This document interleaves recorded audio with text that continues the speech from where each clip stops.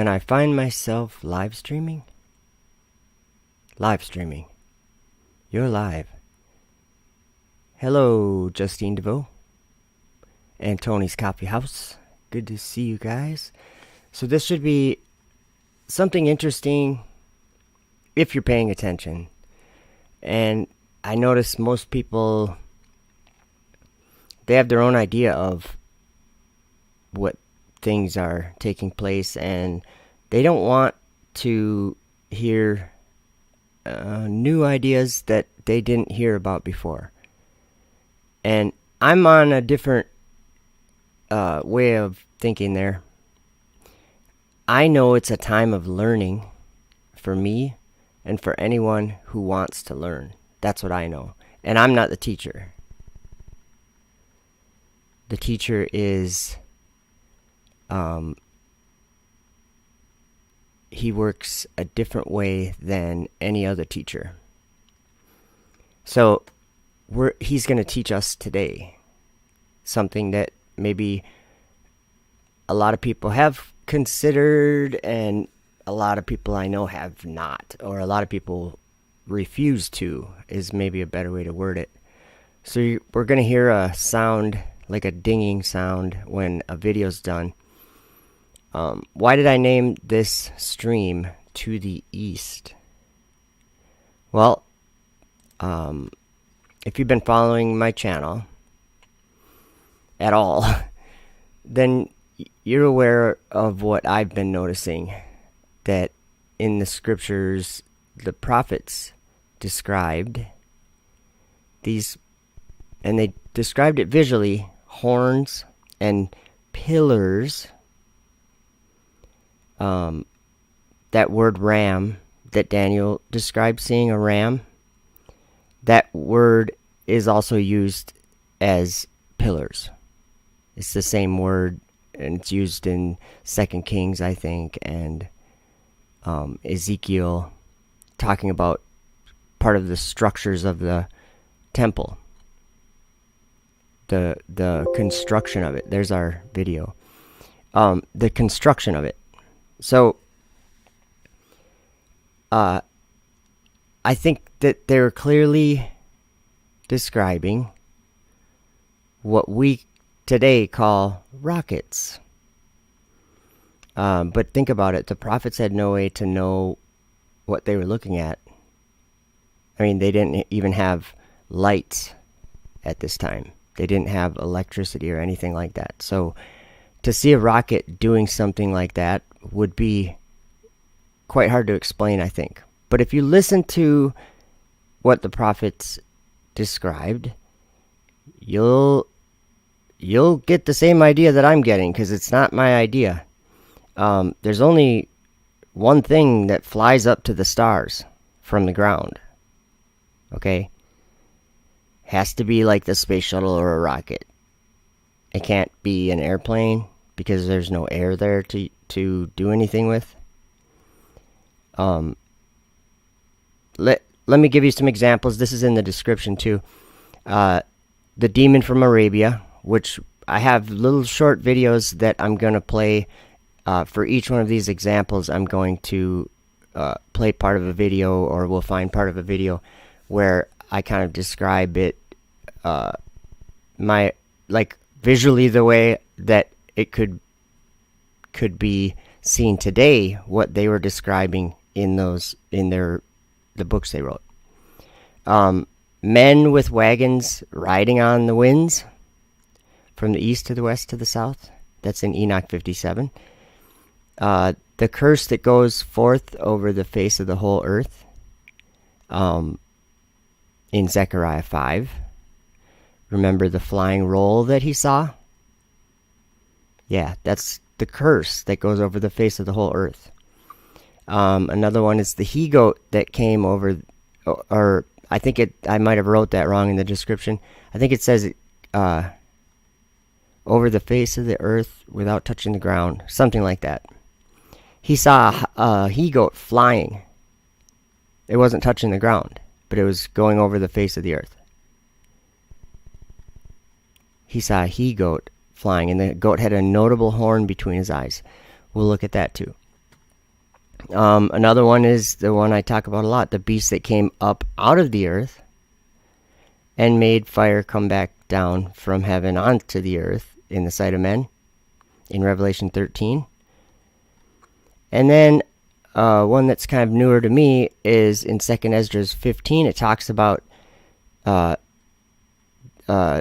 stars being thrown to the ground, cast to the ground, and it says even their own star. And if you look up in the night sky, you'll notice that NASA claims to have their own star. I hope you know that. And then also 7 mountains burning with fire that Enoch saw in chapter 18 of the book of Enoch, and 21. He said these mountains, and what Uriel described them as, were the planets. They were the wandering stars, the ones that didn't obey God. And so God bound them in this prison for stars and the host of heaven. And that's what we call space today. Well, in Enoch 56, and this is interesting because last night, the Midnight Ride, John Pounders and David Carrico, they specifically talked about this exact same thing that I'm talking about today. And they had a different idea of what it was, but I'm not here to disagree or to agree with them. I'm excited that they are noticing these specific things because it gives me an opportunity to point out some more of what I've been seeing that is not the same as what they're thinking. But I think if I pointed out, if they were watching my channel and I pointed out some of the things that we're going to point out today, that they would be entertaining other or considering other possibilities of what these things are, because they were talking about China. They were saying China, they were talking about the East. They were talking about that. And that's in Enoch 56. So what I'm going to do is, before we go through some of these examples, I just want to read to you. Wait a minute. We're going to go through the examples right now. Okay, so the Testament of Solomon. There's something mentioned in the Testament of Solomon that doesn't really have any explanation, and really it just is what it is. And he's saying that he had command over demons, and he could tell them what to do, and they had to obey him. Okay, and because he was a mighty God, a man of God, and he had great understanding and wisdom or whatever, and God had basically given him power over the demons. And this one demon that he ended up capturing was literally the wind, like the air blowing, wind. And it was named, I think it was Epiphus. But Epiphus said, because there was a stone that Solomon wanted to add to the temple, but he had nobody and no way to get it up where it needed to be to hoist it up there. And all the demons that he had control over, that he had met or that he knew or whatever, and all of his servants together, they could not lift this stone. And so he was contemplating one day how to lift this stone, and he had recently captured this wind, and it was sitting there, and it got his attention or whatever, and did obeisance to him. And he said, well, who are you, or whatever. And that's kind of where we're going to pick up with this video. Let me go to my software. I want you to, we'll get rid of the logo here, we don't need that. I want you to pay attention. I'm going to play the full video. It's like 6 minutes, but this is an important one. Because actually, we might go the fast version. I don't want to take the full 6 minutes. I just want to, so please excuse me skipping around in the video a little bit once I get it playing. But basically, I gave you the gist of it. That he had power of this demon Epiphus, and it was literally the wind, and it was captured in this wineskin, and it lifted the stone with no problem. It lifted the stone up where Solomon needed it. Well, that's kind of where we're going to pick up, because the demon told Solomon, well, I got this buddy in the Red Sea, and if I go get him, together we can do something for you. And he talks about a great pillar. And that's where it gets interesting. So here we go. Again, pillar that is there, and set it in whatever place you command. Okay, so that's right here. And lift it up and set it upon the corner of the temple. And it said, not only can I do so, O king, but if I have the demon that is in the Red Sea to help me, I can bring up the great pillar that is there, and set it in whatever place you command. So I said, lift up the cornerstone. And the skin first of all became flattened, as if the wind was gone out of it, and slipped itself under the stone, and then it blew itself out again, so that the stone was lifted up upon its back, and it walked upon its stumps, bearing the stone to the ladder, and climbed up and set the stone safely in its place upon the corner of the temple, and I was greatly rejoiced, and all Jerusalem with me. After that I sent Epiphus to fetch to me the demon that is in the Red Sea, and commanded them to bring with them the great pillar. And after a while I saw the pillar being borne through the air, and was astonished at the strength of the two demons. Okay, so there's no explanation of this.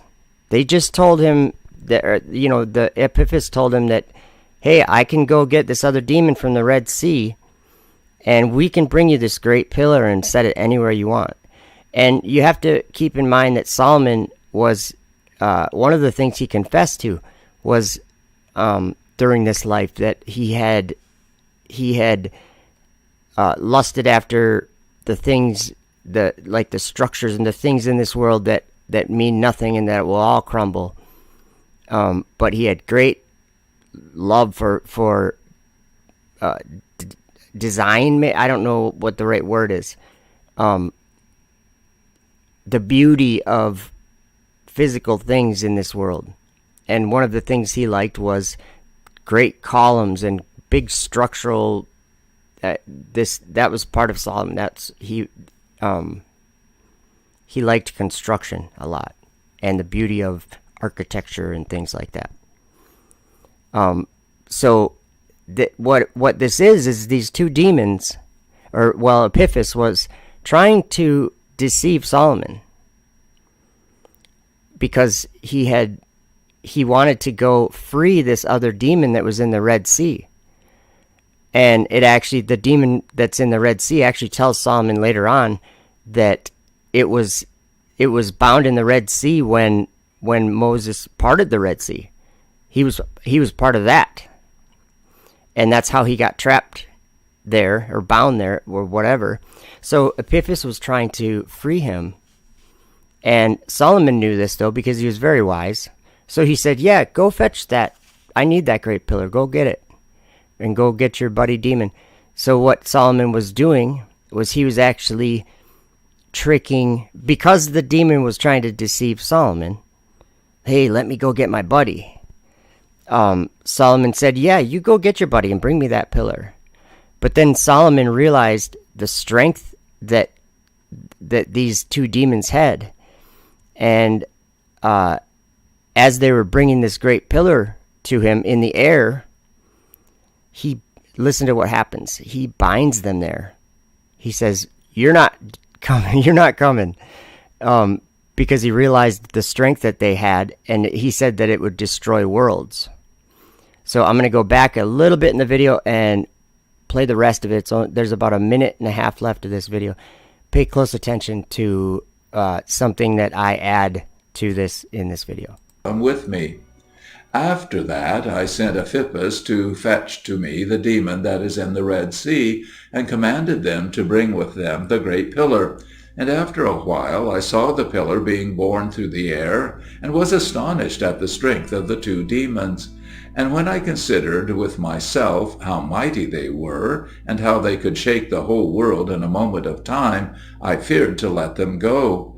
I made therefore a circle about them in the air with my ring, and said, Stay there. And the demons stayed, holding the pillar sloping between heaven and earth. And there they are to this day. And if anyone looks, he can see the pillar sloping in the heavens, but the demons he cannot see. But when they let fall the pillar, then will be the end of the world. Okay, there's no explanation for that. That's just what it says in the book, okay? When they let down the pillar, okay, there's these two demons holding a pillar up in the air. And when they let the pillar down, then will be the end of the world. Because Solomon could see the strength and power that these demons had. And he said that, well, let me keep playing it. To blaspheme his name and his tabernacle and them that dwell in heaven. And if anyone looks, he can see the pillar sloping in the heavens, but the demons he cannot see. So, I think there's an element of prophecy here. Solomon is telling us something. He's talking about the end of the world, right? And he's telling us that we could see this pillar being born through the air, but the demons we could not see.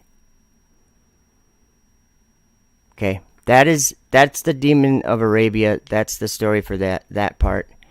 I accidentally just deleted my my notebook note that I was reading, or that I was gonna kind of go by. So I know another way to get that though. Okay, the next one was men with wagons riding on the winds. Okay, this one, I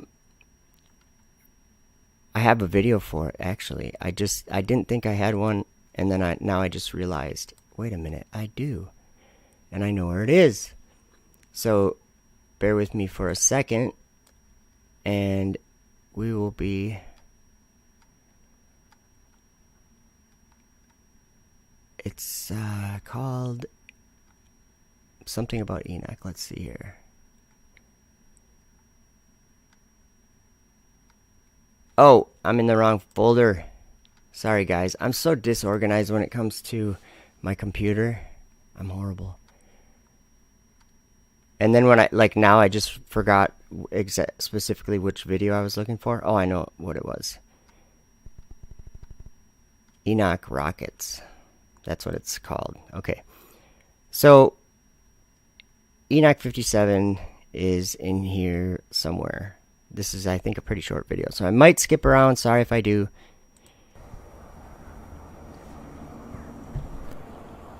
Hey, look, a great pillar being born through the air. And they're letting down the pillar. Weird.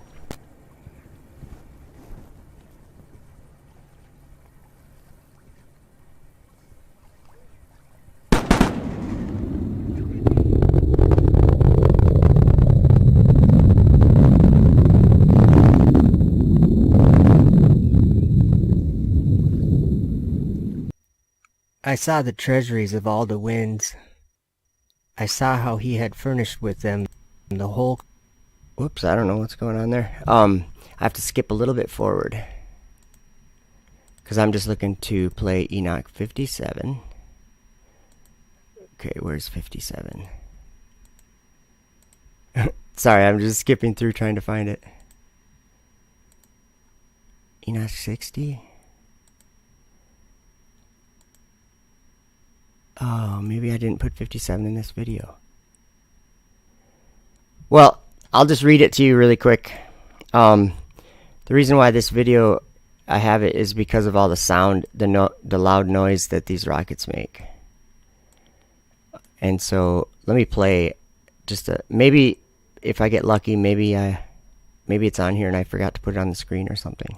Shall stir up the kings, so that a spirit of unrest shall come upon them. Oh, this is the chapter we're talking about. This is chapter 56. I'm playing this video. Once we're done talking about the winds. The reason why I had the winds in there, that's Enoch 18, 1 through 5, is because he's talking about the winds being they hold the whole creation together. And the firm foundations of the earth. God furnished the foundations of the earth with the winds. Specifically exactly what that means, I don't know, but I know that the winds it says the winds carry the clouds. The winds of heaven turn and bring the sun and the stars on their circumference. It says the winds of the earth, or the four winds bear the earth and the firmament of the heaven. These are the pillars of the heaven. Okay, there's things like that about the winds. They hold this whole creation together. So let's check this out right here. And in those days, the angels shall return and hurl themselves to the east upon... Okay, they're going to hurl themselves to the east. We're going to talk about that very shortly. Upon the Parthians and Medes. They shall stir up the kings, so that a spirit of unrest shall come upon them, and they shall rouse them from their thrones, that they may break forth as lions from their lairs, and as hungry wolves among their flocks. And they shall go up and tread under foot the land of his elect ones.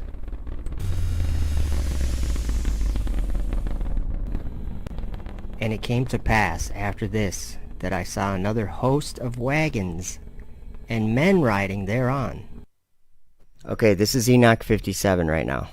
And so it starts out with him saying he saw another host of wagons with men riding on them, and coming on the winds from the east, and from the west to the south. And the noise of their wagons was heard. And when this turmoil took place, the holy ones from heaven remarked it, and the pillars of the earth were moved from their place. That's ridiculous.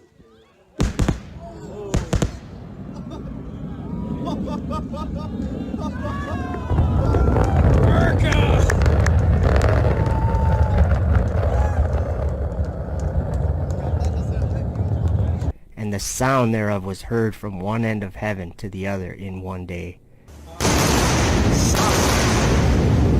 Double sonic booms.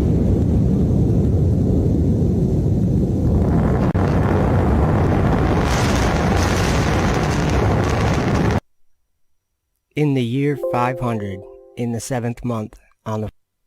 Okay, sorry about that. That's Enoch 60. We don't need to talk about that yet. But the next thing was the he-goat that came over the face of the whole of the earth without touching the ground. I think I can play that right here. There's a reason why this is all, why the prophets said that, specifically the things that they said, and people don't seem to get it really too often, but if we pay attention very closely to what they're describing, let's see, there is something awesome. Let me find verse 5 on your screen. And as I was considering, behold, an he-goat came from the west on the face of the whole earth, and touched not the ground. And the goat had a notable horn between his eyes. That was, you know what? Let me play something. Let me see if I have it here in GIF form. Whoops. In Daniel 8, he saw this he-goat, is how he described it, but it was flying. Okay? A he-goat was flying, and it had a notable horn between his eyes. Like, if we think about that, there's a way that I understand it, and I made this GIF file or whatever, kind of showing that, and I'm gonna try to grab it here once I find it. You got to remember that the prophets, they were trying to describe something that they probably were like, what in the world is this? Okay, let me play this thing. Okay, I'll read that verse again. And as I was considering, behold, an he-goat came from the west on the face of the whole earth, and touched not the ground. And the goat had a notable horn between his eyes. Just think about what that dragon capsule looks like. I don't know if I have another picture of it. I kind of do. Here's another image of it. Oops. It says the note that he went to the ram, and that word ram is pillar. Also, it's an animal. I'm not saying it's not, but it's used in the Bible as a pillar too. That's the dragon capsule right there. The dragon capsule. Okay. Anyway, it went to the ram, and it ran at him with fury, and basically it lifted this ram up to the stars. That's what happened. So we're talking about things flying from the ground up to the stars. That's what the prophets were describing. Let me skip a little further forward in the video, and we might see Daniel 8 verse 10, where it's just obvious that he saw something flying up to the stars. Oops, let's see here. Oh, there's in 1 Kings right there. That word, same word ram is AYIL. That's used as the lintel in 1 Kings. A lintel is like a header. It's a straight, a long straight structural piece. Let's see here. Okay, there's the one that we just went over.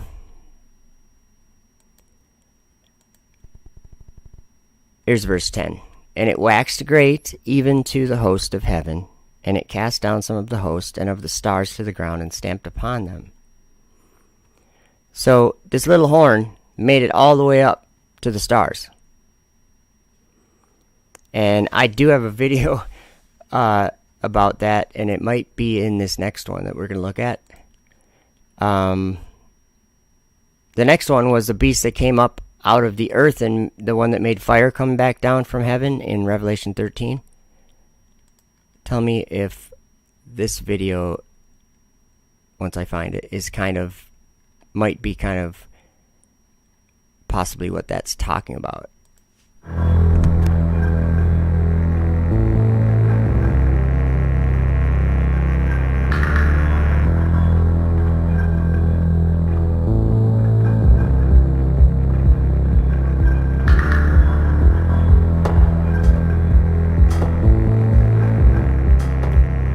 So John tells us that he saw, John tells us that he saw a beast coming up out of the earth. It had two horns like a lamb, and it was speaking like a dragon. And that's a 2-stage rocket, by the way. And it has a dragon capsule on it. Now it's going to separate. And it's going to do exactly what John said he saw something doing in Revelation 13. We'll just wait and watch it for a minute.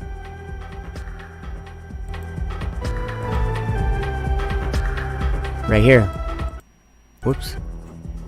And he doeth great wonders, so that he maketh fire come down from heaven on the earth in the sight of men. You want to know how I know it's great wonders? Because the flat earthers even think it's fake. And there's probably a lot of people that aren't flat earthers that even think it's fake. But that's literal fire coming down from the sky. And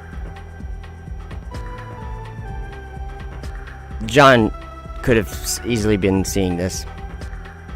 He made fire come down from the sky. That's what John said. So there's that one. Next example was even their own star. Now this we're gonna have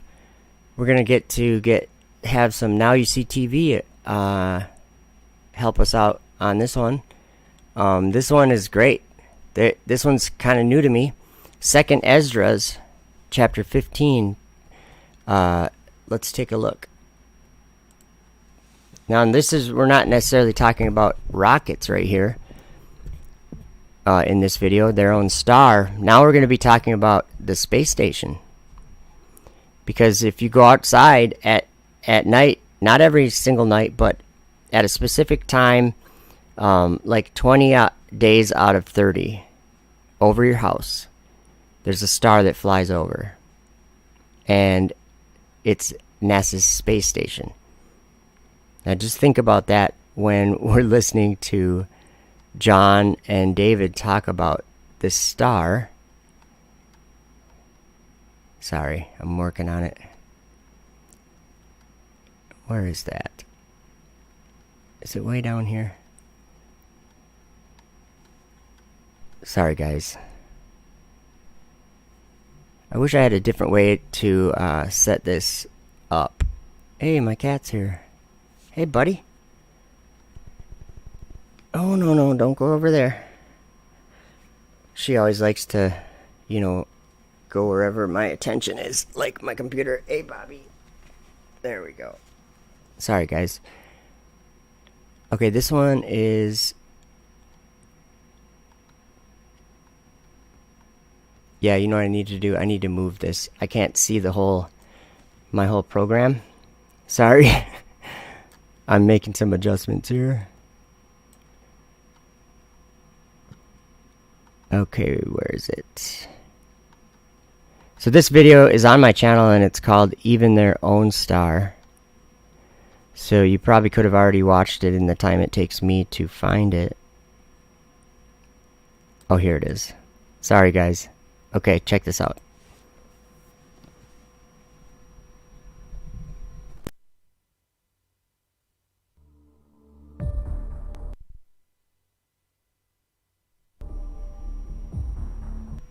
Okay, I don't know what's going on. Hold on.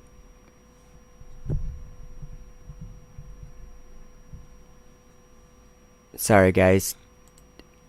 For some reason, my program is not working right. Something's going on. I have to watch my OBS while I play this. We've been studying as deep as we can into some of the astronomical events that have taken place in the world. And when we start talking about this destroyer, obviously millions of things, something major comes to mind, but a lot of different clues on what a lot of mythologies talk about. I mean, almost all of them have this star or thing or whatever you want to call it that comes forth and creates a catastrophic event that really actually changes, and you'll get into that, but changes time itself. Yeah, it changes time itself. It changes the calendar.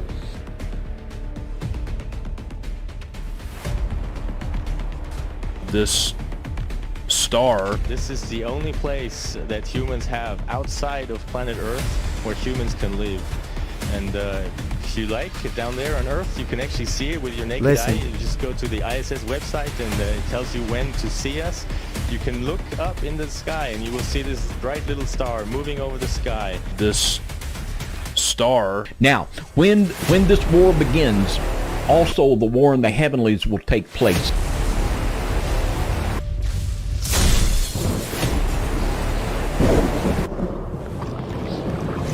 And we're going to look at a text here in 2nd Esdras, and we're going to look behind the scenes into the spiritual realm for just a moment. Okay, this is important because this tells us something that only our generation, only the last 20 years, could be understood. Because only in the last 20 years has there ever been a man-made star in the sky. So consider this. In 2nd Esdras 15:35, and they shall smite one upon another, and they shall smite down a great multitude of stars upon the earth.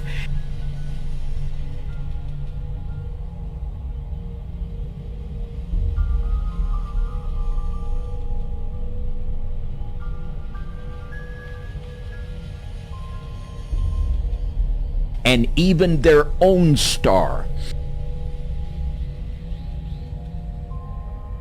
And blood shall Hey, did you guys see that right there? Let me rewind that. There's a video of me filming it. It's not something fake, okay? It's a time lapse of me filming the ISS, and you can see it in the time lapse going over my house.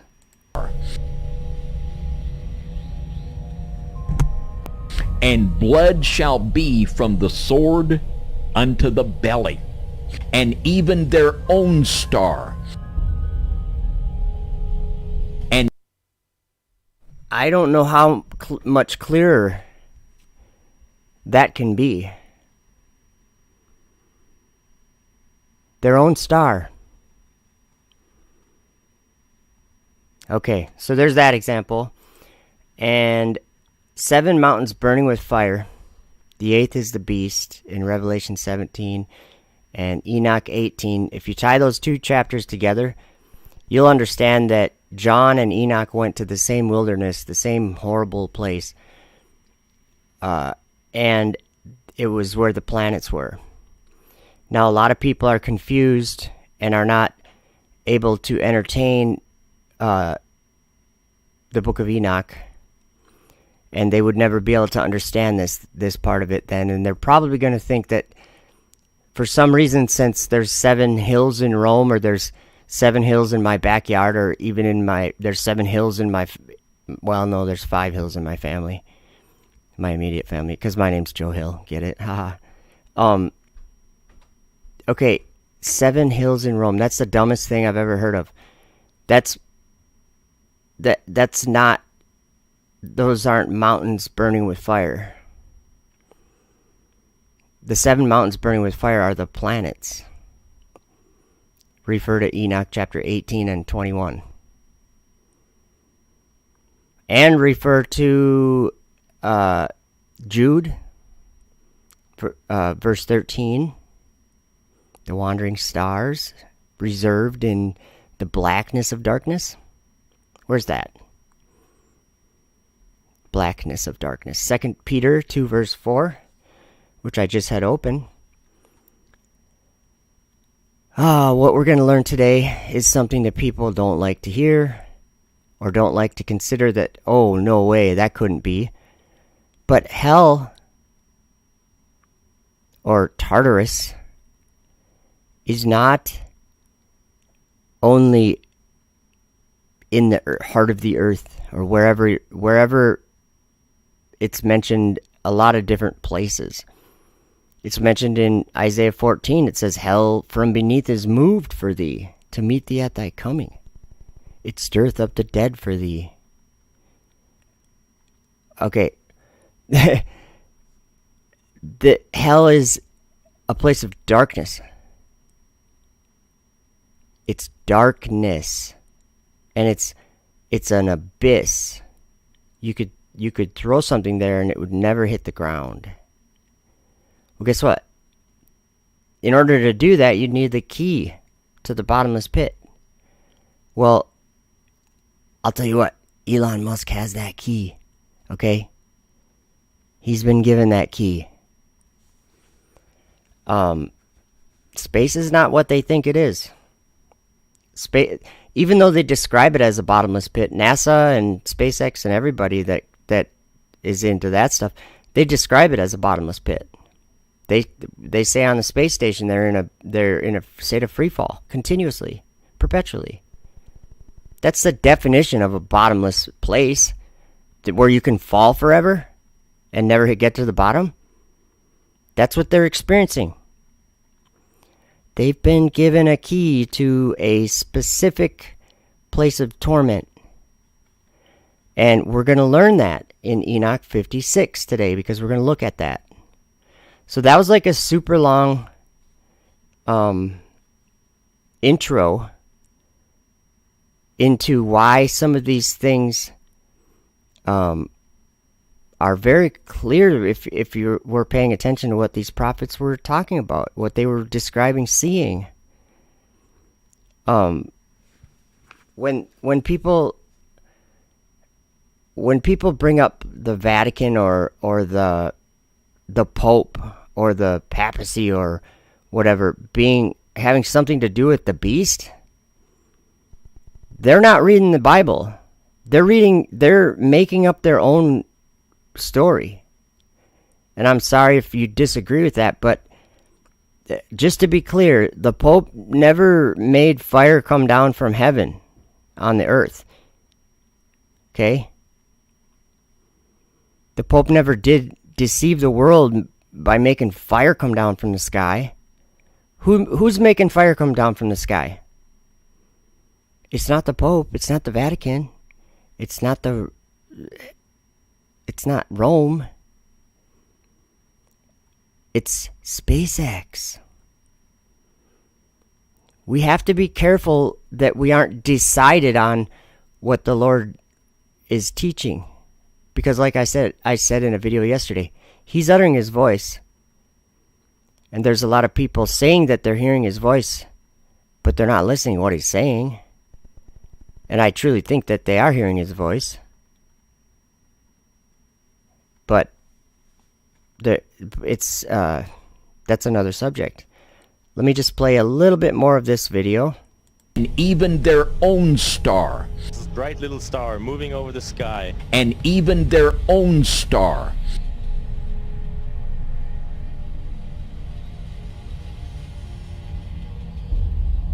Now, thank you. Justine DeVoe says, especially since we are on a plane. This is awesome that you mentioned that, because that's going to be a big part of this subject that we're talking about today. A big part of it is a globe or a flat plane. Well, let's be straight up about something. If you live on the earth, you experience a flat earth. You experience an earth that's not moving, with air that you live in that's not moving. That's what you experience. We were taught that what we were experiencing is actually something else. But what we experience is a plane. Everywhere you go, the ground's beneath you, sky's above you. I don't care where you go. You've never been to a place where the ground wasn't beneath you and the sky wasn't above you. There's an up and a down for everyone in this world, and it's the same direction. No matter where you go, up is up, down is down. I know that they taught us that down is towards the center, but you need to let go of that in order to understand the truth. And today is a great example of that, specifically, of how we can be deceived by believing things that we're not able to know, like that we're rotating. Who thinks we're rotating? Whoa. Sorry guys, I'm trying to get a video and something is wrong with my program, I think. Oh, maybe I hit the wrong button, I don't know. The video that I just made that we're going to watch, it would be called To the East, I think. I just had to change the format is all. Where is it? So sometimes when I save a video, it goes in the folder and it goes in alphabetical order.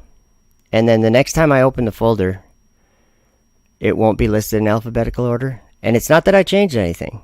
It's that it'll be from oldest to newest. So I'll have to go scroll all the way down to the bottom to get the newest. But today it wants to do it differently. So today it's going to actually give us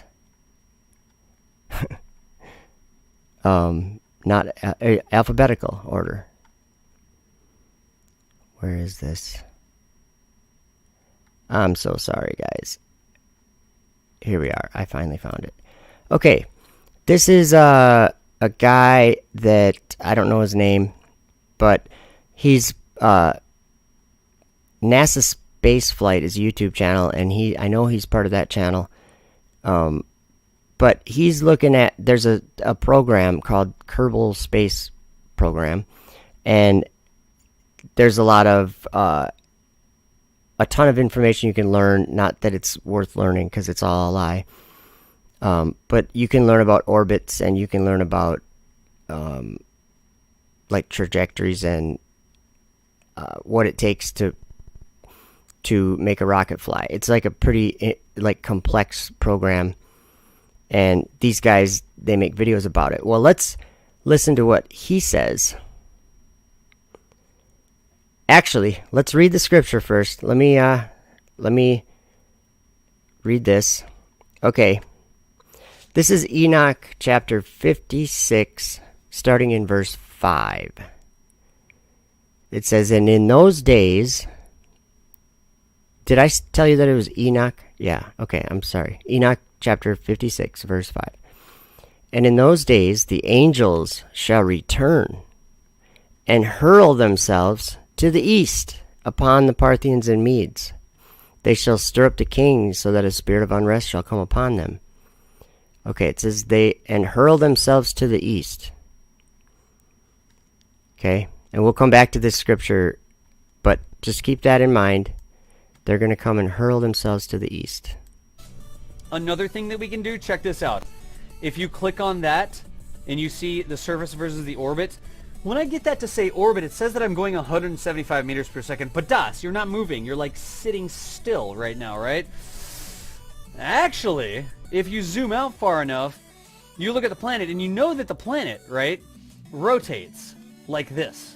My pen, I need to find that pen cup thing, so I always put the pen in the same place. Right now, the planet is rotating, right? Kerbin rotates on its axis. This is the North Pole. And Kerbin actually rotates like this, right? Why am I going 175 meters per second, even though... Okay, when he says Kerbin, that's his little astronaut or something, or his rocket or something like that. But he's... Do you notice that he already said that the Earth's rotating?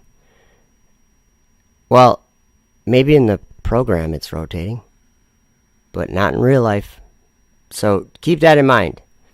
There's a way to be deceived about if you're thinking you're on a globe. There's something horrible. Just pay attention to what this guy says. I'm standing still. Uh-oh.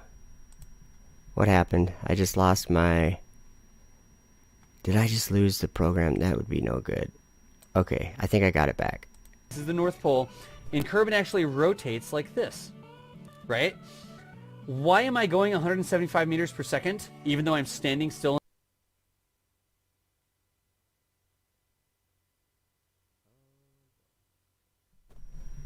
Maybe the file failed or something? We might have to go to YouTube and watch it. Or, wait a minute, I might be able to play it here. We might have to just listen to it. So, let's listen. Another thing that we can do, check this out. If you click on that, and you see the surface versus the orbit, when I get that to say orbit, it says that I'm going 175 meters per second. But Das, you're not moving. You're like sitting still right now, right? Actually, if you zoom out far enough, you look at the planet, and you know that the planet, right, rotates like this. My pen, I need to find that pen cup thing. Sorry, so I always guys. put the pen in the same place. Right now, the planet is rotating, right? Kerbin rotates on its axis. This is the North Pole.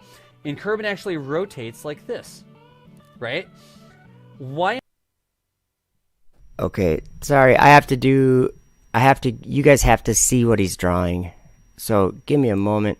We're gonna watch my movie maker. Sorry, guys. We're gonna watch...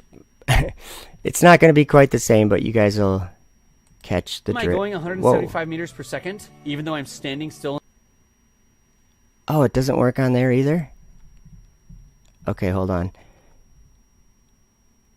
Oh, now it's saying it's a bad file. Okay, that's why we're having trouble. It's probably something with my recording was wrong. So, where are we? Oh, you guys don't have the same screen. Okay, I'm sorry. They launch to the east because they think the Earth is rotating, so they think that they get extra speed from launching to the east. Okay? I really wish this wasn't corrupted file. We're gonna go to YouTube and watch it. I'm sorry, guys. Let's see. Book of Enoch. Let me open this. I didn't plan on This slowing us down like this. Let's see. Oh, awesome. Austin is on right now. They've been going for 24 minutes probably. We'll go over there when we're done. But we need to watch. Let's go to my history and go to Kerbal Space Academy. Okay, we'll watch this. Sorry, guys. If you click on that and you see the surface versus the orbit, when I get that to say orbit, it says that I'm going 175 meters per second. But Das, you're not moving. You're like sitting still right now, right? Actually, if you zoom out far enough, you look at the planet and you know that the planet, right, rotates like this. My pen, I need to find that pen cup thing, so I always put the pen in the same place. Right now, the planet is rotating, right? Kerbin rotates on its axis. This is the North Pole. And Kerbin actually rotates like this, right? Why am I going 175 meters per second, even though I'm standing still on the surface of the planet? The launch facility may be right here. This is the rocket, right? It may be sitting there, but because of the rotation of the planet, the rocket is actually moving 175 meters per second. Faster than that if you count the motion of the planet around the sun, da-da-da-da-da. But anyways, relative to the like center of the planet, the rocket is moving 175 meters per second. We can use that. We want to launch that rocket in such a way that we take that rotational energy, the velocity that we have because the planet's rotating and we're riding the planet right now. What we can do here, we can aim the rocket in such a way that we get to take that into account. So which way would we want to aim, right? Kerbin is going this way.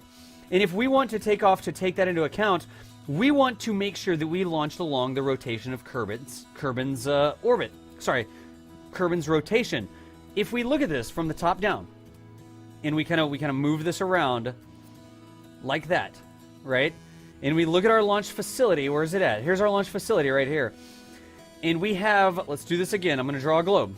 Oh, wrong button. I hit the wrong button. My bad. Say this is a globe, and here's the North Pole, right? And here's the South Pole sticking down the bottom. And we know that Kerbin is rotating like this. We want to match that rotation. It's not rotating like this, and it's not rotating like this. It's rotating like that right there on that axis from north to south. So if our launch facility is right here, we want to match that rotation. Do we want to take off and go north to the North Pole?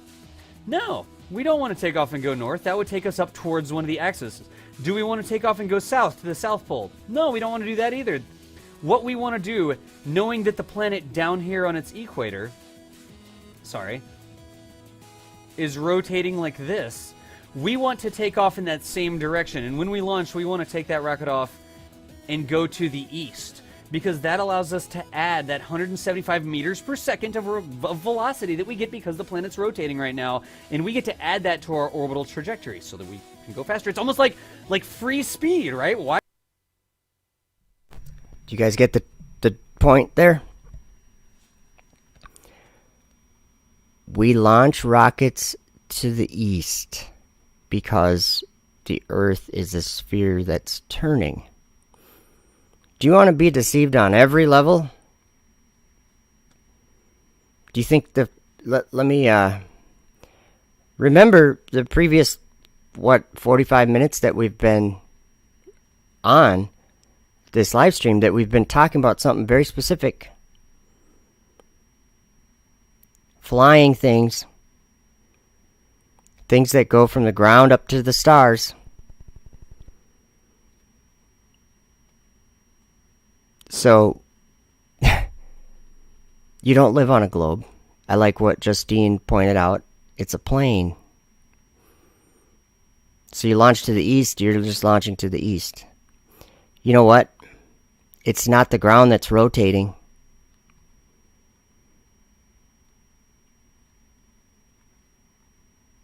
It's the sky. So if you launch to the east, you're probably just gaining speed on the direction the sky turns. Derp. I think it's funny that the globe guys always say derp to the flat earthers. Derp. But there's things like this. The sky is rotating, not the ground. So all of science, this whole science community that thinks they're so smart, that has all their calculations about their heliocentric solar system, they're wrong right from the beginning. Because they're obviously wrong. The ground is not rotating. Pay attention to your surroundings. The sky is rotating. There's 1,000 ways to verify it. Just look up at it sometime. You'll notice it's rotating. So that's where all of science fails. They can't even make an observation. They make the opposite. They start out by believing the opposite of what they observe, and then they go, okay, let's do science. Since the ground's rotating and the sky's not, that's dumb. Sorry, that's dumb. That's how these guys end up caught up in all their globe fantasy. So here, let me point one thing out, and then I'm gonna end the stream. The point I'm making, we're gonna look at the scriptures one more time. It's right here. In those days, those angels shall return and hurl themselves to the east. Do you guys realize that? I hope people realize what I'm saying is the kings of the earth. Daniel and John both describe them visually as being horns. They were horns. And these kings are fallen angels. And look what it says. Like, it's not me that comes up with the idea that they're going to go and fly up to New Jerusalem. That's what it says in verse 6. And they shall go up and tread underfoot the land of his elect ones. That's up in the sky. It's the city of truth. The holy city, the temple of God. Let's just think about this. It says, and the land of his elect ones shall be before them a threshing floor and a highway. So New Jerusalem is going to be, for these fallen angels, is going to be a threshing floor and a highway. But this gets into another topic. Flat earth. Where did that come from? I say it came down from heaven. Came down out of heaven from God. Is flat earth the land of his elect ones? Is flat earth New Jerusalem coming down out of heaven from God? Well, we know it's not built with bricks like built with hands. It says in 2nd Esdras 13 that it was built without hands.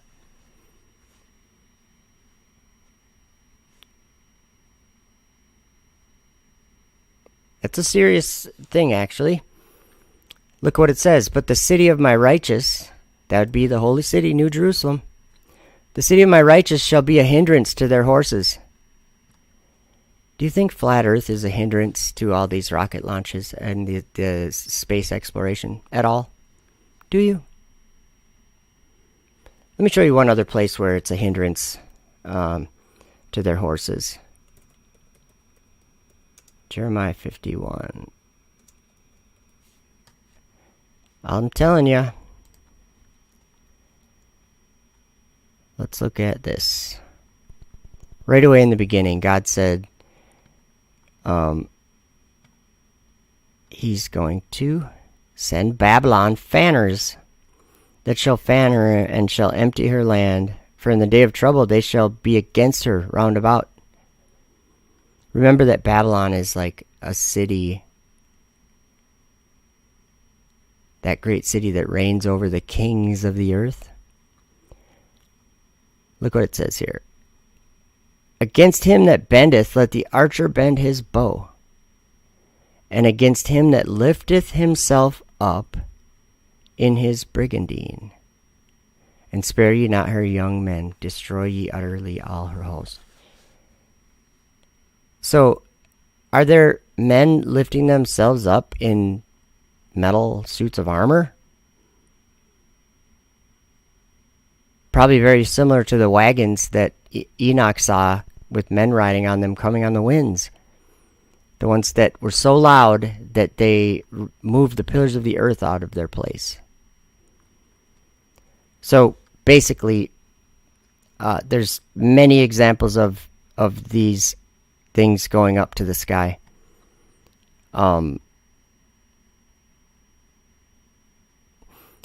So yeah, let's see here. Let me show you one other thing. I have just something that I'm going to play that I'm not even going to comment on it very much because it's really not a big deal. But I guess from me to you, it would be a warning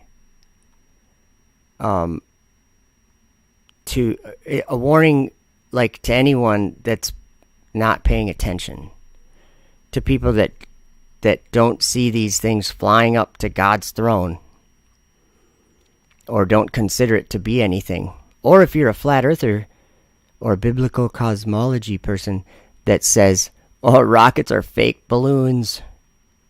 They're faking it. Don't be deceived. Let me play something for you.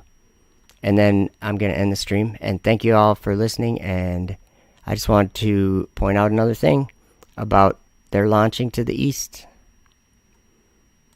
You will not miss when the first and second beast show up. All the things that are happening now, it's not the mark of the beast. Okay? You cannot accidentally take the mark of the beast. You will not miss when you see the beast. This is why I say again, why the world is not ready for what the scriptures tell us will happen, and the world accept it. Currently, the world is not ready. The world is not ready. And neither are people who are thinking that these beasts aren't here. To see the return of Anubis or Nergal, the return of a guy with two horns and coming out of his head, telling you that you got to worship his buddy. Yeah. Sean doesn't seem to be able to see these things. Now, I like Sean, and I'm not trying to rip on Sean, but he's kind of going to give us the idea that it'll be obvious when these things happen.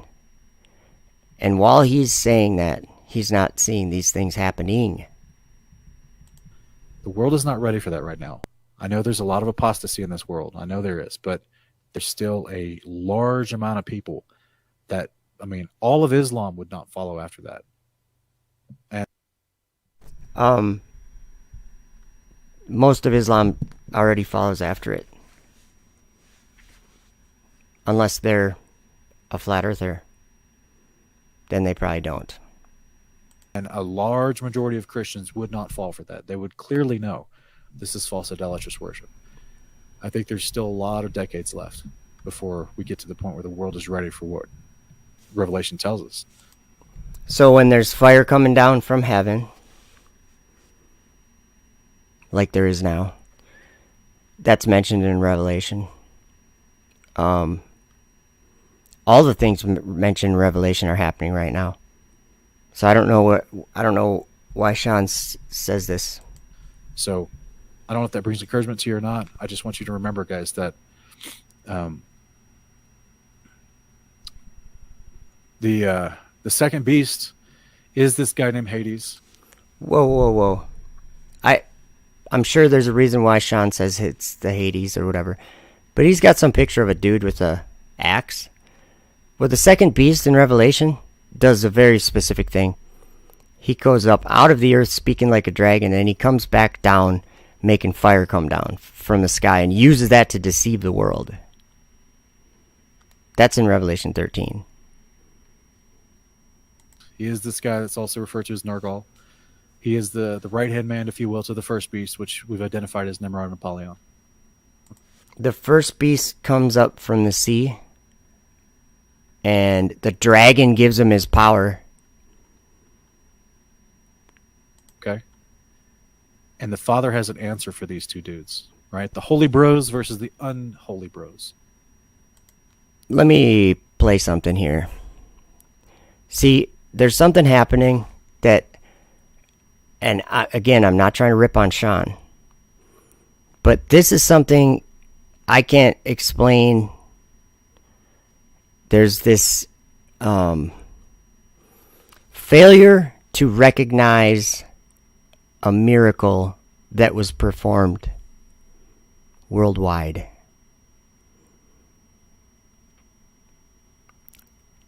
Biblical creation being shown to people like Sean. What seems to have come with that is a blindness to the miracle that it was. Jesus healed Sean's blindness just 5 years ago or whatever. Sean doesn't realize that. He realizes it because he talks about it all the time. He tells people about flat earth and the truth of it. But he doesn't realize that it was a miracle. Because he's telling us that Revelation hasn't started, and now he's going to say, oh, God's got an answer for these unholy bros. It's the holy bros. It's the two witnesses. Well, I'm here to tell you that those two witnesses are... Here's the... Let me just show you this. Here's the holy bros versus the unholy bros. It's right here, right on your screen. Do you guys get it? The hindrance to their horses. Here, let's... Oops. Father has an answer for these two dudes, right? The holy bros versus the unholy bros. The first and second witness show up at the same time. The first and second beast show up. The Father's got an answer. Okay? Be encouraged. You will not miss it when this happens. I promise. I guess only Sean will miss it. You're not going to accidentally take the mark of the beast. So, don't think that COVID-19 is not part of this. That's a worldwide plague, you know. A plague.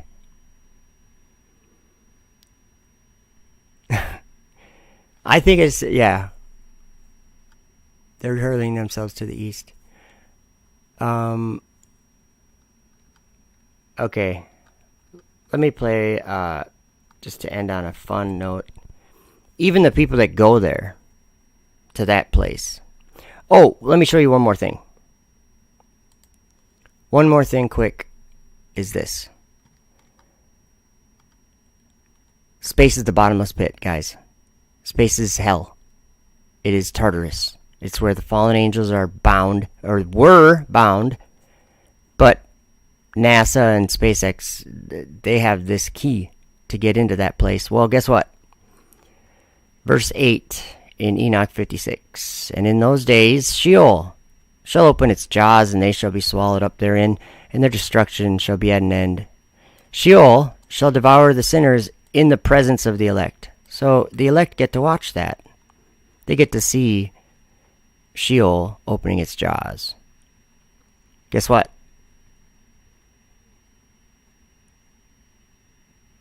Yeah. They shall go up and tread underfoot the land of his elect ones. Can't be any clearer than that. It really can't.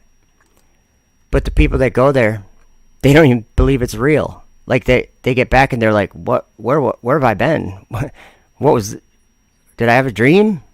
Like it's not even real. Let me show you. It almost doesn't seem real. You could have convinced me I never went. I'll tell you, it is still difficult to believe that this is happening. I came back and my memories were there, but it almost didn't seem real. You could have convinced me I never went. And believing that it could happen? That it's hard to grasp it all. How insignificant really we are as humans. It almost didn't seem real. I think we tend to live in our bubble of our world that's here. It's difficult to describe exactly how it just feels different. So when you look at the Earth from that vantage point, I know others have said this, you don't see the borders. You don't see political borders. You hardly see geographical borders. You know, we're so used to looking at maps or globes. In low Earth orbit, you don't see a globe. In low Earth orbit, you don't see a globe. In low Earth orbit, you don't see a globe. The entire experience is actually very surreal. First, you're launched on a rocket. You're pulling G's as you're going out of the atmosphere. You're looking at the Earth for the first time. You're floating. Everything is different, and it just is all just such a different experience that everything just floats. And sometimes that is really difficult to believe that it could actually be true. It almost doesn't seem real. It's so amazing and such an incredible feeling that it's difficult to believe sometimes that it's actually happening. So, yeah, they say these things for a reason. Because it's true. They're up there and like, this isn't real. They're like having a hard time believing that it's even happening while they're experiencing it. So Erie Christian said that Sean stated in his Job vid that Leviathan is probably above us in the water. That's awesome because that's exactly where Leviathan is. That's great. So that's awesome. So I'm gonna do this. Let's see. Whoops. What am I doing? Oh, you guys are on that screen. Okay. Oh, I lost my... I don't know what I'm doing. I think I just turned my program off. Yes, Erie Christian, that is awesome. Leviathan swims in those waters. And you know what? There's a pastor in San Jose, Gene Kim, Dr. Gene Kim. He says the exact same thing. He says that Satan, or Leviathan, is the dragon, is in those waters. And he said it's in space. So that's, to me, that's clear. Because, and here's the other thing, for the, like, that's one thing that I differ with Sean in our thinking, is that Sean thinks that men are lying about space and that it's not, you know, he believes in biblical cosmology, he believes in the firmament and all that. But he's not considering where hell is at this time. And actually, I could say it like this way. Where's darkness? Because people are quick to talk about darkness and the rulers of the darkness, but then they don't even know that darkness is literally the absence of light, and night. That's what God divided the light from the darkness. And space is the darkness upon the face of the deep. So it is in the sky, and there's planets there. That place is a prison. That place is the bottomless pit. And the flat earthers don't believe that NASA or SpaceX has the key to that bottomless pit, because they think it's being faked. So it's dangerous to refuse to look up at the sky and refuse to acknowledge the things that are happening in this world, so that you can live in a dream state where everything's fake that you don't want to be real. Be careful. That's all I'm saying. Be careful. There's things happening up in the sky, and I pay close attention to those things. So that's all I got to say today. It just interests me that they launched to the east. It's always talking about the east, coming from the east or whatever. All right, guys. You have a wonderful day, and I will talk to you sometime soon.